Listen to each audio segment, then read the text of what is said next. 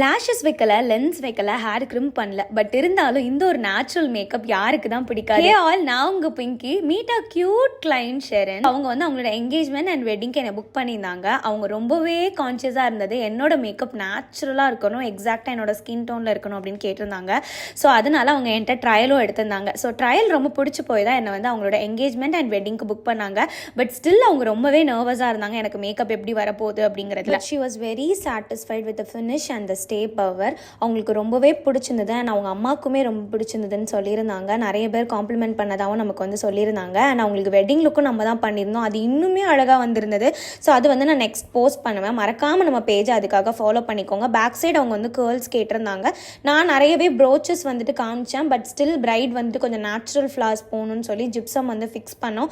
Look at the glow guys, எவ்வளோ ரேடியண்ட்டாக எவ்வளோ அழகாக இருக்குன்னு பாருங்கள். இந்த ஒரு நேச்சுரல் சட்டில் மேக்கப் பிடிக்காதவங்க யார் இருப்பாங்க?